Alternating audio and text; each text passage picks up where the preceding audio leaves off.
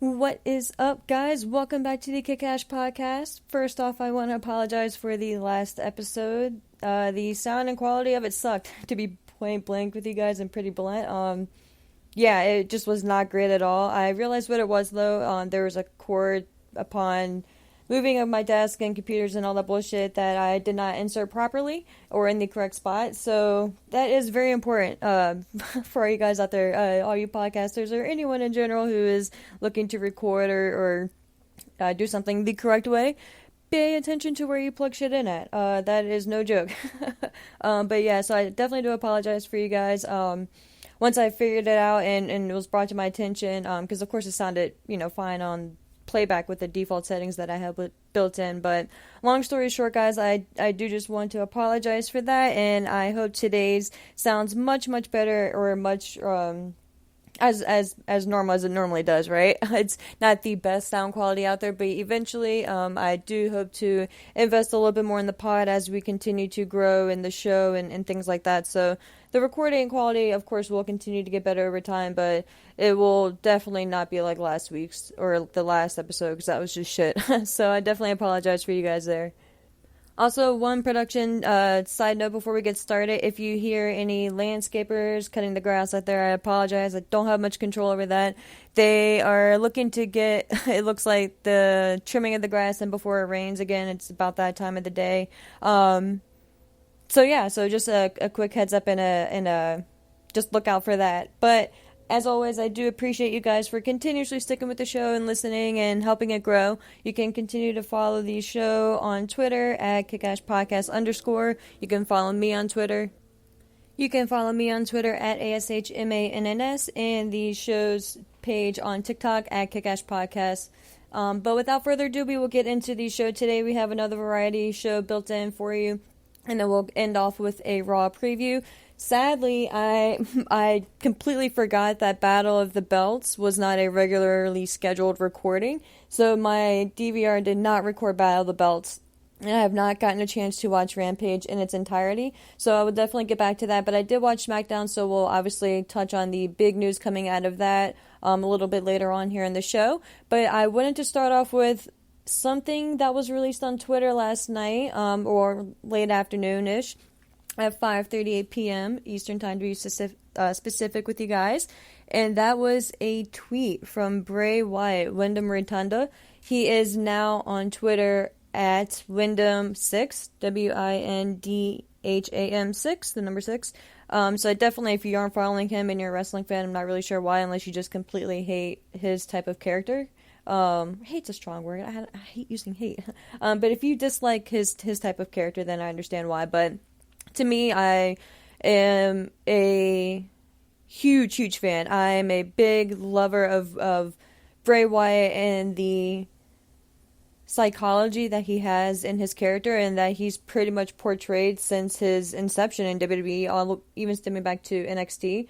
Of course, putting Husky Harris to the side, but that was where really the Wyatt family was born, and I would love to actually sit down and kind of retrace the Wyatt family's journey. And it's so sad. Shout out and rest in peace again to Brody Lee, Luke Harper. It's still just so unreal to think of, and I can only imagine how his wife and his family must feel. So again, just continued thoughts and prayers and condolences for his family and friends and everyone close to him. That shit sucked, and it's still wild to go back and to think of how not even long ago that was. But with the pandemic, time is just a very odd concept to me lately, and I've just really kind of been obsessed with it. I read this article, not to get too much off on a tangent, it's so early in the show, but that shows that we've actually had the fastest day. I think it was a point milliseconds of a second was actually cut off.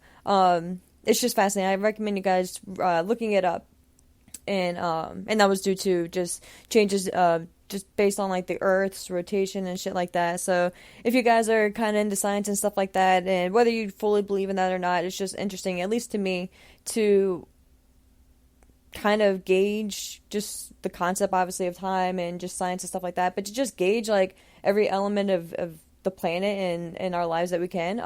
But again, that's not this type of podcast. It's just strictly wrestling. But you guys know me by now. I definitely my ADD comes into play here from time to time. But that's why I love Bray Wyatt, his character rather, in WWE, and why for me I just, as much as I would love to see him have even more creative freedom in like an AEW, or even an Impact. When he was first released, I was actually one of the ones kind of not pushing for him to go to Impact, but I could see it being a more viable option than maybe a lot of people did, as long as, financially they could compensate what he's looking for. But with AEW, it's just too packed, especially right now, you know what I mean? We've just added more and more talent to the roster. Like I'm included. But AEW has just added more and more talent since even the departure of Bray from WWE, and approaching a year, maybe, at this point. Maybe not close to it, maybe 8 months or something like that. But it's been a substantial amount of time, and a lot has changed, obviously, in the wrestling world especially. But if it wasn't Impact, I didn't really see him going to AEW unless, like I said, if we were 5 years in the future and we had just kind of more talent hashed out, more storylines played out, and obviously more progression between now and then. And progression, I just mean more of the landscape kind of like literally shaken out and just kind of funneled through, and we get more of a idea of who has what time on the card and what time is available for each show. Then I think you can plug someone in like a Bray Wyatt in AEW, or obviously Wyndham Rotunda, whatever his name would be at that point.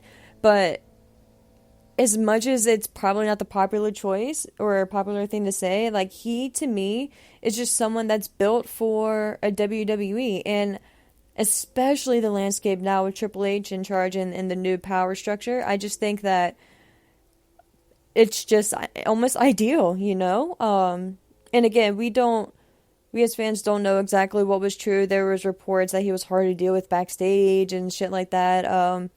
And look, they say the same shit about Sasha. They've said the same shit about multiple people. Just the wrestling journalists, or not journalists, but like dirt sheet writers, And I'm talking about the people who like half-ass report and just kind of take one thing and kind of make that wrestler's kind of calling card, whether it's true or not. We don't know. And even information that could be specifically from one individual that is employed with the company, that's their perspective. So that's why I've always just been the type where I don't pay for any subscriptions seeking backstage news.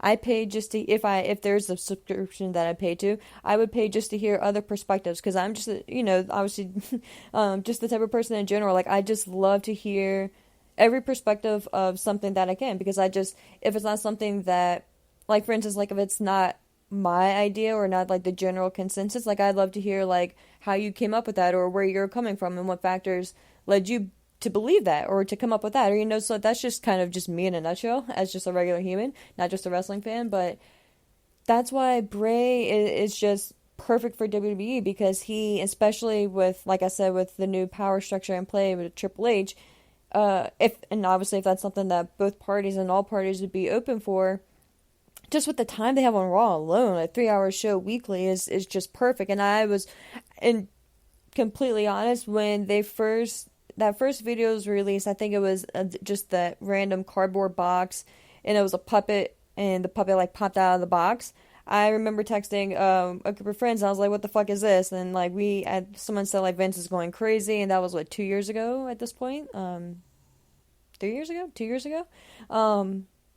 So at first I was like, what is this? But as it played out and we saw what the character was and the different levels and kind of multiple personalities to it, it was just fascinating to me, and it really grabbed me, right? And it hooked me week to week, which is obviously what you want to do, especially when you have a weekly show like WWE does, and the weekly TV content that you have to provide and produce each week. So beyond an abundance and amount of reasons why I think he maybe should and could go back to WWE, and that of course is if he's open to it. But the whole point of bringing him up right now is because he released a tweet last night, like I said, or afternoon, evening at 5:38 p.m.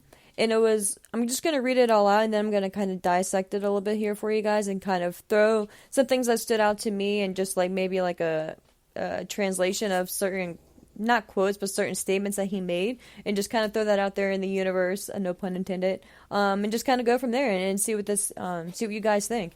So he starts off by saying, Wrestling is not a love story, it's a fairy tale for masochists, a comedy for people who criticize punchlines, a fantasy most can't understand, a spectacle no one can deny. Lines are blurred. Heroes are villains, budgets are cut, business is business. But it can also be a land where dead men walk, where honor makes you elite, where demons run for office, and rock bottom is a reason to rejoice. Woo is an escape. It's oh gosh. A reason to point the blame at anyone but yourself for 2 to 3 hours. An excuse to be a kid again, and nothing matters except the moment we are in. Wrestling is not a love story, it's much more. It's hope. And in a world surrounded in hate, greed, and violence, a world where closure may never come, we all know a place that has hot and cold hope on tap, for better or for worse. So, that was his quote in and of a nutshell. I think that there's obviously a lot to dissect there, right? The first thing that obviously stood out where he says wrestling is not a love story, I mean, multiple things with that. Or maybe not multiple things, but the main one being Cody Rhodes, right? His opening line is wrestling has more than one family.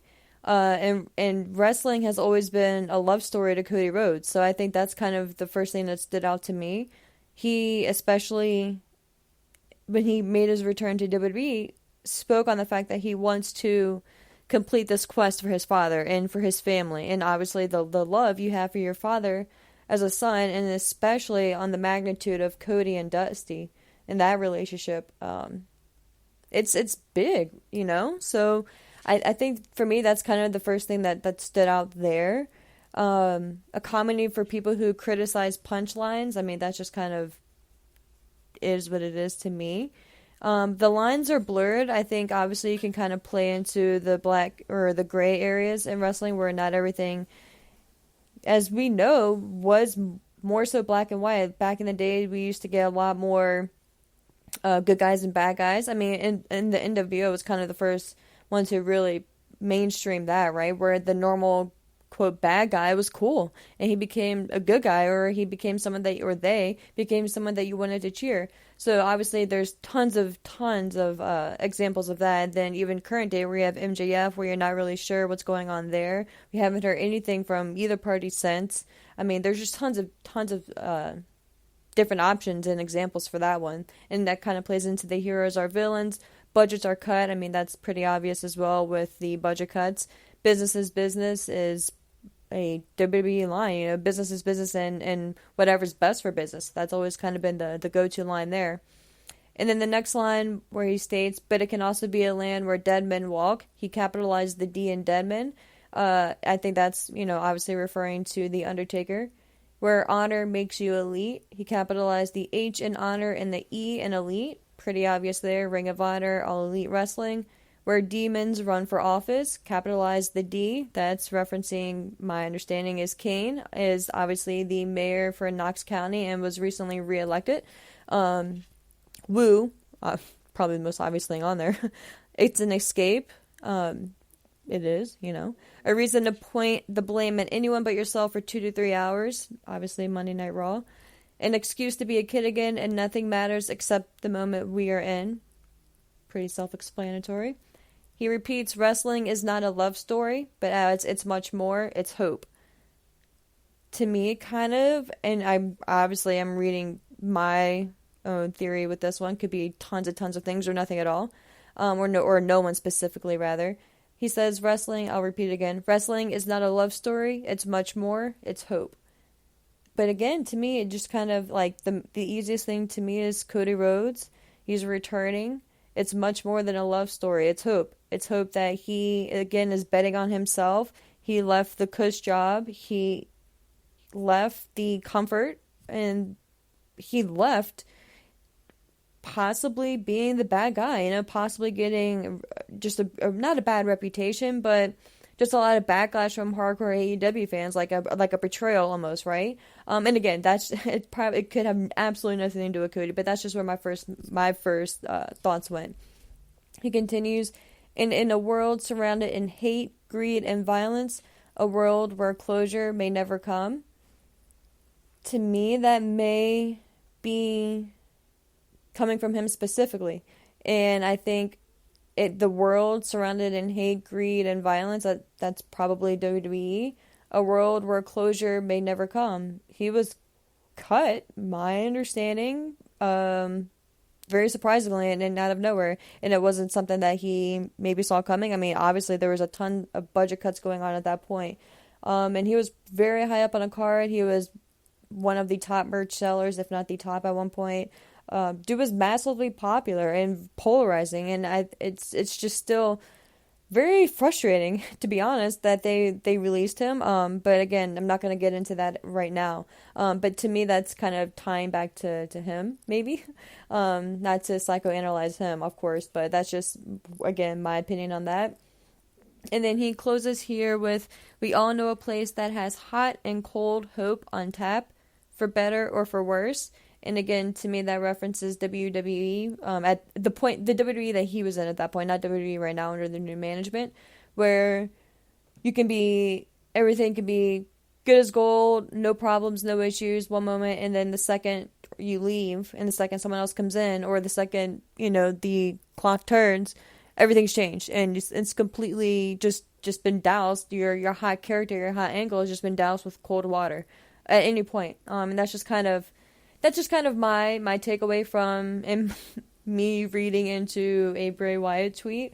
Definitely would love to hear your opinions and your feedback on it. And if I'm way crazy and reading way too much into this, I don't really know. Obviously, there's no really indication one way or another that he's returning to WWE or anywhere from that matter. He releases random tweets sometimes.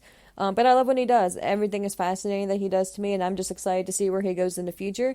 Again, obviously, I would love for him to come back to WWE, especially under the climate now. But whatever he does next, I just hope he's happy, whether it's wrestling or not. I hope dude is just mentally okay. He obviously went through a lot with the loss of Luke Harper as well. That was someone very, very close to him. So yeah, I just hope he's good. I would love for him to come back, right? But I'm not clamoring for him to come back to WWE. I just want him to go wherever he's good and wherever he's most happiest at, whatever that means. So, again, until then, I will just continue to enjoy his tweets that he releases and just, along with the rest of us, just contemplate on his future going forward. Next up, we have the return of Karrion Kross and Scarlett. He made his big debut, or return rather, on Smackdown this past Friday night in the closing segment of the show, of course, with Roman Reigns involved in the main event. They were doing a segment where Roman Reigns was in the ring with the Bloodline, pretty much discussing or about to address Drew, and they were pretty much about to start their hype for their main event match, or their championship, which of course would be the main event match at Clash at the Castle. We're probably about a month away or so. Drew McIntyre came out and mocked Roman Reigns. I think called him the tribal queef or something like that. I was just, it was just like, okay, like, all right, dude, whatever. Thinking back on it, it tickles me even more so now. But yeah, so that happened, and then out of nowhere, we hear a familiar tone and familiar music in the background, and then on the huge Titantron screen, which I'm still going to call it until I know of another frame, or another term to call it, but it'll always be the Titantron screen to me. But we saw the gray cloud and smoky, and then all of a sudden what was like a vulture, I believe, on the screen is his symbol. And then we saw the silhouette from a far distance of none other than Scarlett, and just fucking perfect. Out of nowhere, Drew, because at this point Drew is still in the aisle, Roman Reigns and the Bloodline are still in the ring. Out of nowhere, Karrion Kross attacks Drew from behind and just pummels him and just beats him up. I believe he throws him into the stairs. Next thing you know, Scarlett makes her way down the aisle. They're facing off against Roman Reigns. They're making eye contact. Karrion Kross never enters the ring, or never even acts like he's really going to. He just continues to stand ringside, pretty much next to Drew's lifeless body at this point, just beaten and pummeled body. Scarlett puts the hourglass on the ring apron and slides it a little ways into the ring towards Roman, flips it over to symbolize, obviously, TikTok, and that Roman's time is running out. And that's how we end the show on SmackDown, with the big return of Karrion Kross. Exactly how it should have been done. Just fucking well done, Triple H and everyone involved. Obviously, this is a big deal. Look, guys, obviously, the main gripe with Karrion Kross from a lot of people is he's boring in the ring. To me, he's not. To me, not every wrestler has to have all these flashy moves and everything. But whether they say he's boring because he doesn't tell a story or anything like that, I don't see it. To me, like, I'm just a fan. Like, I'm not gonna sit here and say he's the best technical wrestler or he's better than this guy or whatever or on this person's caliber or level. Like, he's just different to me, and I view him more as a total package than just specifically, oh, well, he sucks at this, so I don't like him, or I'm not excited for him to come back. Like, that's just not me as a fan either. So to me, him and Scarlett are obviously the total package. And the way he was brought up before, and that fucking gladiator gimmick with the mask without Scarlett. Granted, she was apparently out for medical injuries or surgery that she needed to get done. Regardless, like, the gimmick itself, the gladiator, was just stupid. Complete 180 of what we knew him as in NXT. Just completely killed it, and it was just baffling that you would bring someone up like him, completely strip away everything that made that character great, and then just give him this bullshit gladiator thing, and you cover his face. Like, one of his best attributes to me is his facial expressions and the way he sells shit. So why would you? And of course, he didn't wrestle in the mask. It was just, I believe he just wore it, making his way to the ring. But still, like, to me, it's for him especially, like, you see the intensity on his face, and he plays it off so well. So it was just baffling to me that you would cover that up, and you wouldn't even, like, even if you wanted to debut him immediately, and have him lose to Jeff Hardy in 90 seconds for whatever fucking reason, then that's whatever. You still could have done that, but the fact that there was no plans to bring Scarlett up, or Vince McMahon wanted her to just be a wrestler strictly separate of the Kross character, is just baffling. So, looking back on it, obviously it was probably a blessing in disguise. There's reports from PW Insider that Karrion Kross and Scarlett, I'll read this directly from them. I got it from Wrestle Purist off of Twitter, off of their website. I believe it's WrestlePurist.com, but I follow them on Twitter, and they got their information from PW Insider. So shout out to all those folks involved there. They said, quote, Karrion Kross and Scarlett have been officially added to WWE's internal Smackdown roster. Kross will be positioned as the number 2 heel behind Roman Reigns, PWInsider.com is told. Scarlett will be managing Kross and isn't currently planned to be wrestling regularly, but obviously the door is open for that. PWInsider.com is told that after the pair were released last year, there was regular communication between them and WWE, so the change in power worked in their favor, unquote. So yeah, I mean, that pretty much sums it up there. I think it's cool that we got to see him do a couple things independently, and I think he still has a House of Glory show or appearance and match scheduled for the end of August. So it'll be interesting to see if he ends up still attending those shows or what happens with that. But I'm just ecstatic that they're back. I love, like I said, the whole Kross character and I think the story that's going to be played out going forward. I don't see him being added to the Clash at the Castle match or as a triple threat or taking out Drew and facing Roman or anything like that. I see this as kind of like the setup for after Roman retains. And spoiler alert there, I'm still in the camp that Roman retains. I am not... as much as I would love for Drew to get that moment in Wales, unless they do a thing where it's only for the WWE title and not the Universal title as well, then I could buy into it. But I just don't see that we are going to have Roman Reigns come off of this massive historic run as 700 plus days as Universal Champion and however many days as WWE Champion and being undefeated and losing to Drew McIntyre. And I hate to say it because if you guys listen to me on the WWE podcast, and shout out to them, my stance on Drew. I've been a huge fan on his ever since he returned. When he was still going as the Scottish psychopath with Dolph Ziggler, I was clamoring for them to break him off from Dolph and give him a major push at that point as a heel character.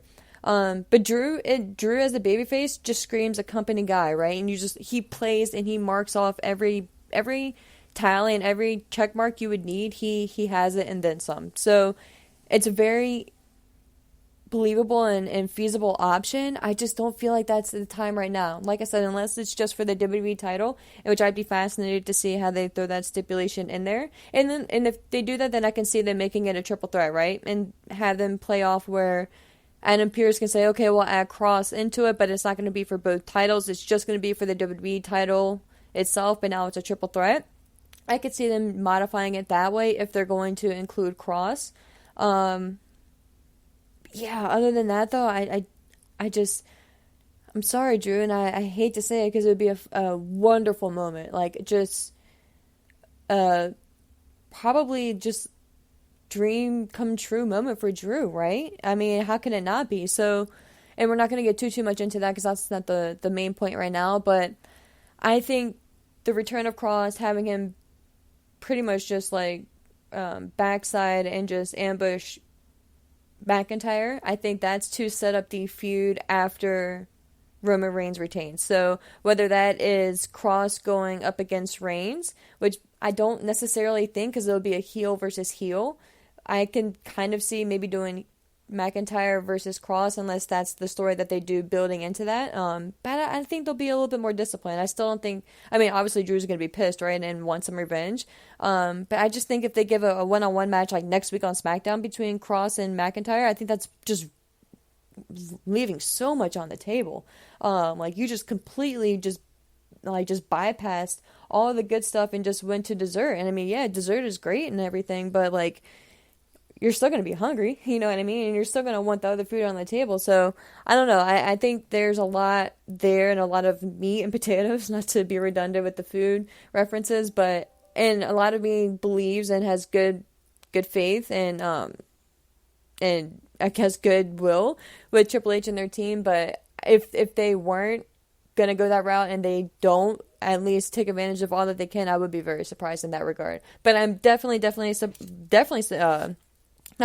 surprised, but I'm stoked that Kross and Scarlett are back, and I think I love Kross with the hair. Scarlett looks fucking amazing, so it's a win-win on all accounts. We have a little bit of update, or at least more rumors to add to the pile that is Sasha Banks and Naomi. Sasha Banks and Naomi both had their appearance at C2E2 this past Saturday and Sunday, I believe it was. If you haven't seen pictures of them both, but especially Sasha Banks' hair, like, the second I saw Sasha's picture, her hair, like, she's completely, like, changed the colors. It's just amazing, like, beautifully done. Just, both women look beautiful and just look great and just were glowing, so no pun intended there for Naomi. Yeah, like, they just check out pictures of them, and it was just so refreshing and cool to see them, since everything has, obviously transpired. But there was a report, I believe Wrestling Purist got it from Dave Meltzer.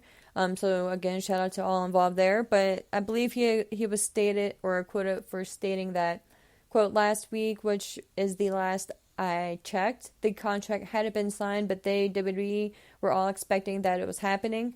They were all on the same page. I was basically told it's as good as done, end quote. And that's in regards to Sasha Banks and Naomi returning to WWE. They are still technically under contract, but it's just a matter of, I guess, getting all of the legalities worked out. And of course, if they were on the verge of leaving completely, then that's obviously a change that they need to make in the contractual agreements going forward. But I'm sure there's a lot of shit for both sides or all three sides to hash out. So, it is interesting that we, out of nowhere, got a return of the women's tag team titles referenced last week, and the, I guess, tournament itself will officially start tonight on Raw, which could be a sign of maybe things to come with Sasha Banks and Naomi possibly making their return. I think it could be really cool. I think you could go a number of ways with it. And that is, of course, obviously, if they are set to return. They could be completely done with WWE, and all this could just be just more shit that we're just speculating on, you know what I mean?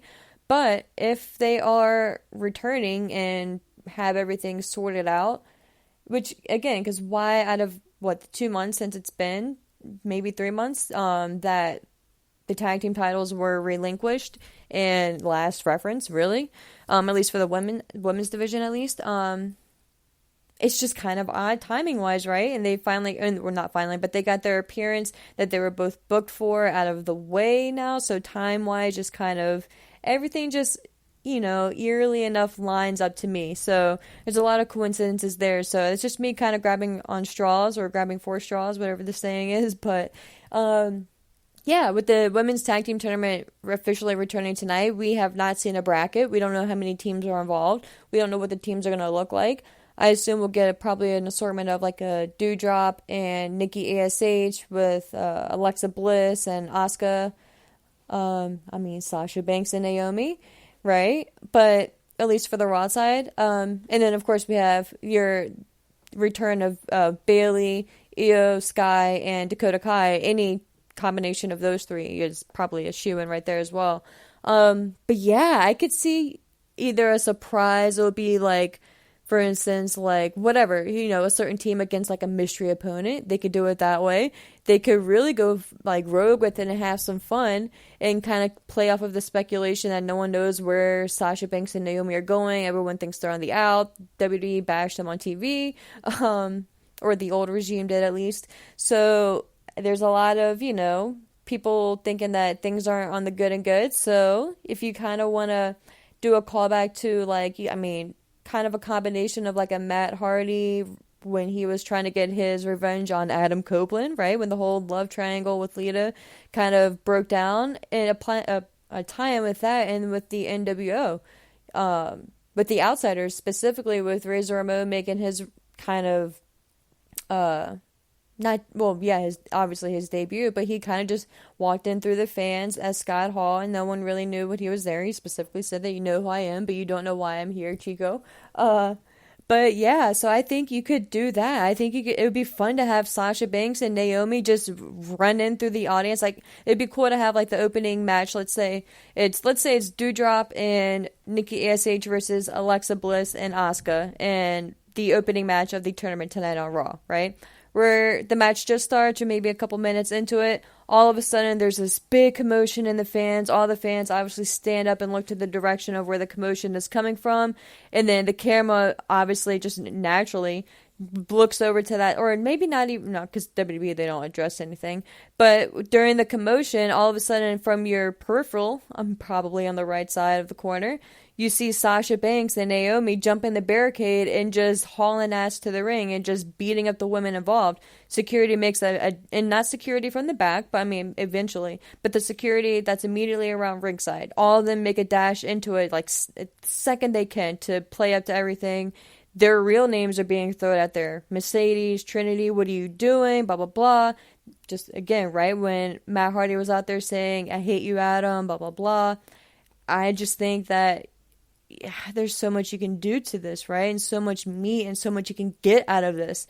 So while you're trying to have the security wrangle them up and escort them out, commentary team, now that they have a little bit more freedom, you can have a Corey Graves saying, what is Mercedes doing here? That unprofessional. And then, because, or not, don't say Mercedes because then that makes it too personal there. But you can have him saying, what is Sasha Banks? Or say, wait, is that Sasha Banks? What is she doing here? The last time we heard from her, she was unprofessional. Last time she was here, she was unprofessional. Something to that effect, right? Like, have him say something like that, kind of like blurring all the lines. So don't have commentary stating their real names, but have like like your Alexa Bliss saying, Trinity, what are you doing? Or someone that they're like close friends with, like play into that aspect of it, and just because if this is real life, right, and the girls are pissed off that the tag team titles are now having a tournament and they're getting all this spotlight, they're going to be pissed that was the whole thing they were advocating for, and now it's getting the shine, and what, they're not included. So I just think that would be so fucking cool and so fun, and just another sign that Hunter's in charge. You expect the unexpected, and this is a live show, and you need to watch at all times. It gives you a reason to watch live. So I just think that's just my take, and if all the parties obviously had everything worked out and it was feasible, I just think that'd be very cool to kind of get into. But wrapping up here, guys, that kind of obviously bleeds into the preview for the Raw show tonight. They are airing tonight live out of Cleveland, Ohio. We, of course, like I mentioned, have the Women's Tag Team Tournament on board. We have Finn Balor versus Rey Mysterio to revenge, or Rey Mysterio is obviously going to be looking to revenge the chaos that was last week, and I'm sure we'll get some clarification and an addressing of the screw-up that Edge did last week by spearing Dominique. Yeah, I almost said Dominique. Dominic, of course, with the assistance from Rhea Ripley shoving him into harm's way, but we'll get some follow-up from there. And then we have Ciampa versus Lashley for the United States Championship. And, I mean, I would be remiss if I don't mention the elephant in the room, that is Johnny Gargano and Candice LeRae, obviously being from Cleveland, Ohio. No one really knows what they're doing. Johnny recently said, obviously, keep an eye out for Candice and I will pop up, somewhere at some point, which, could be anything and anywhere. Look, all I'm going to say is Triple H, they're in Cleveland. I think if there was any possibility for Johnny and Candice for that matter, to return to WWE, this would be the perfect time. So, with that being said, thank you guys so much for listening to the show. I hope you guys have a fantastic night and enjoy Raw tonight.